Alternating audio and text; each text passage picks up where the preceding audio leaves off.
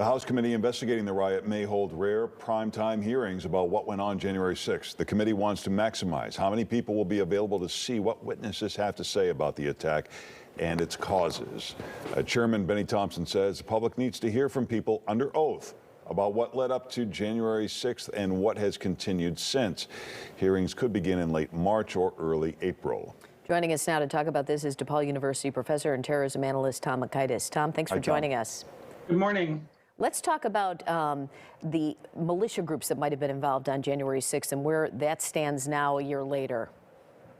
Well, they're still very much around. They seem to have gone to ground. We haven't heard a great deal about them. They're certainly aware that heat has been turned up, but there's no evidence that their membership has declined or that they're any less, any less prepared to engage in the same sort of thing. They just have not been overtly active in the last year.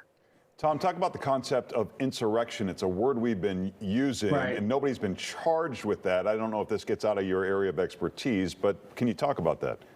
Well, it's really become a matter of political spin and narrative.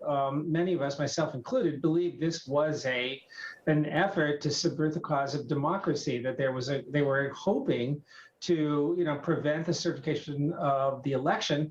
And there's growing evidence that the president's supporters and perhaps he himself, and we're not sure yet, there's still much to be looked into, we're hoping that this would create an opportunity to use the Insurrection Act to put troops out and stop the whole thing from happening. And clearly this level of violence is unprecedented. We have not had troops in the Capitol before this event since the American Civil War. But as a legal concept, it is a bit more problematic because I think you have to prove intent and planning.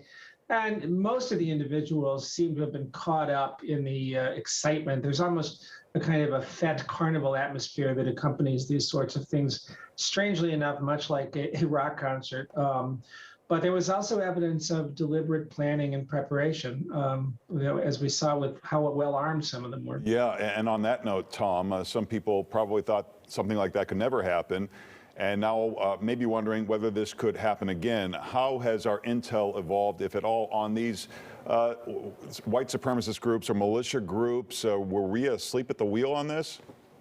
Well, yes and no. I mean, myself, Bob Pape, several other people throughout the country warned of the potential for violence between the election and the certification, and certainly the inauguration. And for reasons which are still not entirely clear, the Capitol was not adequately protected. There's some possibility that too was deliberate to create an opportunity like this. But the fact is that the intel still shows that domestic terrorism by white supremacist militia groups and like-minded individuals is the greatest, non-state threat that this country is facing and will face for the foreseeable future.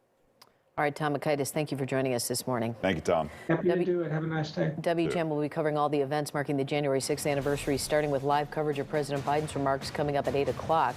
We will also cover planned prayer vigils and a moment of silence. Be sure to stick with WGN on air and online at WGNTV.com. Let's get a check of the weather now. Paul? Yeah, good morning, you guys. Very cold conditions across Chicago.